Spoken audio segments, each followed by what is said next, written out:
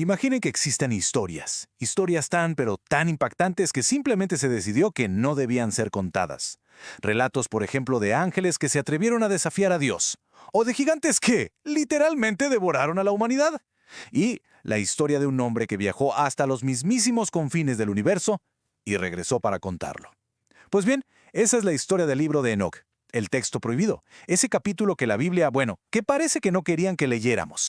A ver, pensemos en esto. ¿Qué pasaría si una parte crucial de la historia sagrada, una que nos da una versión totalmente diferente sobre el origen del mal, de repente hubiera sido apartada, o sea, hecha a un lado? Y es que no estamos hablando de un libro cualquiera, ¿eh? Este es un texto que los primeros cristianos veneraban, que incluso se cita en el Nuevo Testamento y que de pronto misteriosamente desaparece de la historia por siglos. Y claro, en el centro de todo este misterio, de todo este enigma, está su supuesto autor, Enoc. Nada más y nada menos que el bisabuelo de Noé, el séptimo patriarca desde Adán. Pero aquí viene lo interesante. A diferencia de todos los demás, de Enoc nunca se dice que murió. El Génesis es súper críptico, solo dice: y Enoc anduvo con Dios y desapareció, porque Dios se lo llevó. Así nada más. O sea, esa simple frase lo convierte en un hombre que de alguna manera trascendió la muerte, volviéndose el guardián de los secretos más profundos del cielo. Bueno, pues vamos a entrarle a este texto prohibido. Y lo que nos revela, híjole, es una visión del universo mucho, pero mucho más oscura de lo que la mayoría podría imaginar. Es una historia que no empieza con una manzana y una serpiente, no. Empieza con una conspiración divina. Y es justo con estas palabras que todo arranca. Pero ojo, esto no fue un impulso, no fue algo del momento. Fue un pacto, una auténtica conspiración en el cielo con consecuencias, devastadoras aquí en la tierra. Imaginen a un grupo de ángeles, a los que se les conoce como los vigilantes, observando a la tierra. Su gran pecado no es solo la lujuria, es tomar la decisión muy conscientemente de romper una barrera cósmica fundamental. Y esa decisión precisamente nos lleva directo al corazón de la historia de este libro, la caída de los vigilantes. De verdad es una historia épica que nos explica de dónde vino todo el caos en el mundo, de una forma que el Génesis apenas si se atreve a sugerir. Aquí es donde la cosa se pone verdaderamente aterradora, por la escala de la rebelión. Porque no estamos hablando de un ángel solitario que cayó en desgracia. No. El libro es muy específico. Fueron 200. Un ejército entero de seres celestiales, bajando todos juntos, súper organizados y con un plan muy, muy claro. Y este punto lo deja clarísimo. Su líder, un ángel llamado Senjasa, de hecho tenía miedo de tener que cargar él solo con la culpa de este gran pecado. Pero los demás lo apoyaron.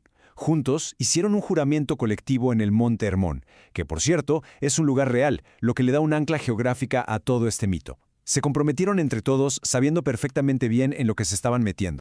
Y de esta unión prohibida, claro, nacieron los famosos Nefilim. En el Génesis se les menciona casi de pasada como los héroes de la antigüedad, hombres de renombre.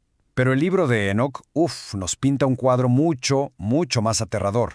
Nos dice que eran gigantes, seres híbridos que no eran ni de aquí ni de allá, ni del cielo ni de la tierra. Su sola existencia era ya una corrupción de todo el orden natural. Para que nos demos una idea de la escala de estos seres, el texto nos da una medida bien específica. 3000 codos. A ver, hagamos la cuenta. Eso es más de 1 kilómetro de altura. ¿Se lo imaginan? Eran literalmente montañas vivientes, titanes que con su sola presencia ya eran una calamidad para el planeta entero. Y claro, su apetito era tan colosal como ellos. Se acabaron todos los recursos de la humanidad, y cuando ya no quedó nada más que comer, se voltearon contra nosotros, contra sus creadores indirectos. El texto describe algo horrible, como no solo devoraron a los humanos, sino que también atacaron a las aves, a las bestias, a los peces. Y luego empezaron a devorarse entre ellos y a beber su propia sangre. Fue de verdad una era de horror absoluto. Pero la corrupción no fue solo física, no fue solo la violencia. Hubo otro líder de los vigilantes, Azazel, que enseñó a la humanidad conocimientos que no debíamos tener. Les enseñó el arte de la guerra, cómo hacer espadas, escudos. Les reveló los secretos de la metalurgia para crear joyas y adornos que solo fomentaban la vanidad. Les enseñó a usar cosméticos. Les habló de astrología, de encantamientos, de hechicería. Cada uno de estos supuestos regalos fue en realidad una semilla de corrupción que nos desvió del camino. De hecho, el libro dice que a Azazel se le debe atribuir todo el pecado del mundo.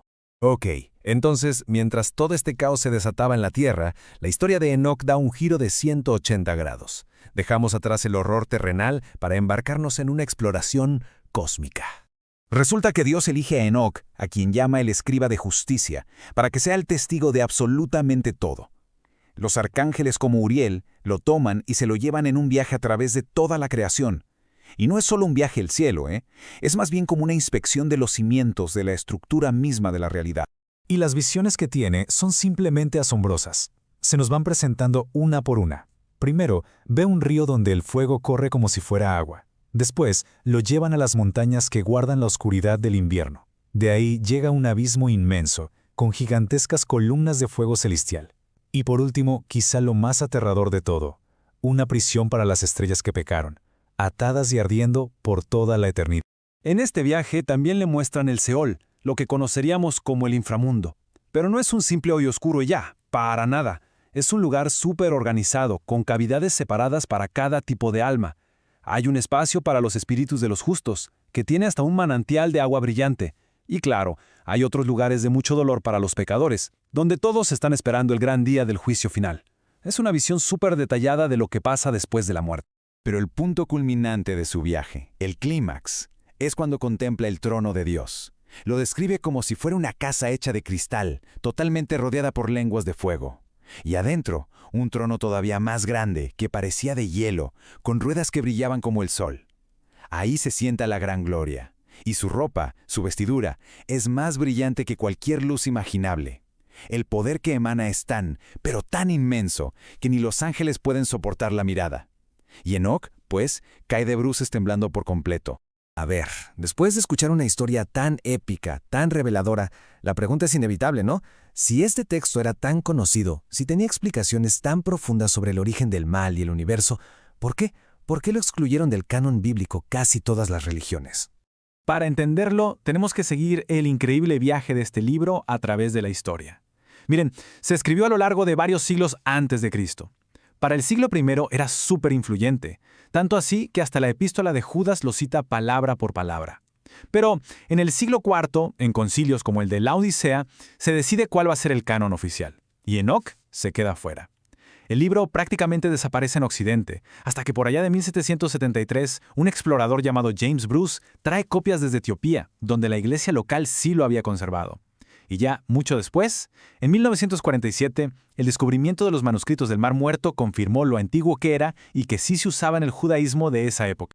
Ok, una de las razones más fuertes para que lo sacaran son las contradicciones teológicas.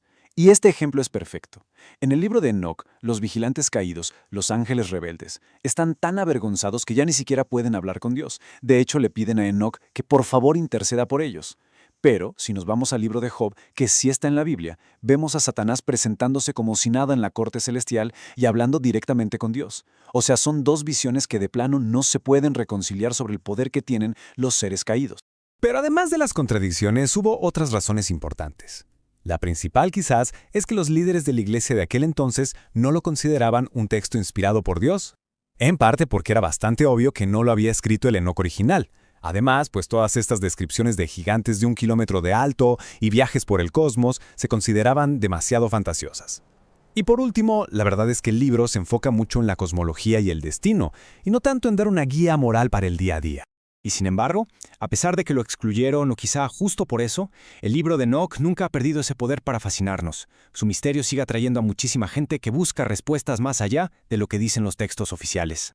Y es que aquí está el punto clave. Este libro nos da una explicación del origen del mal que es radicalmente distinta. Miren, aquí el mal no empieza por la desobediencia de un hombre y una mujer en un jardín. No, empieza con una rebelión en el cielo.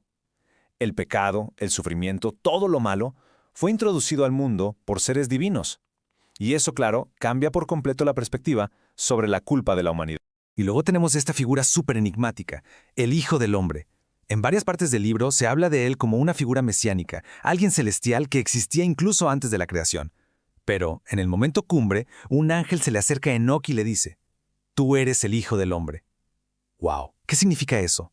¿Nos está sugiriendo el libro que Enoc, un simple mortal, era esa figura mesiánica? ¿O era una especie de adelanto, una prefiguración de Cristo? El texto no lo aclara, deja la pregunta abierta, y justo en esa ambigüedad, ahí está gran parte de su poder. Al final el libro de Enoc nos deja con más preguntas que respuestas, ¿no creen? Nos recuerda que la historia espiritual, la historia de las creencias, es muchísimo más compleja de lo que nos dicen los libros oficiales. Y nos obliga a hacernos una última pregunta. Si una historia tan fundamental, tan impactante como esta, pudo ser hecha a un lado, ¿qué otros secretos, qué otras maneras de ver el mundo estarán todavía por ahí, esperando a ser descubiertas en esos textos que el tiempo y la historia decidieron olvidar? Si te ha gustado el contenido, te invito a que te suscribas y actives las notificaciones para que no te pierdas de más documentales como este. Recuerda que con tu apoyo contribuyas a que más personas puedan disfrutar de nuevas historias.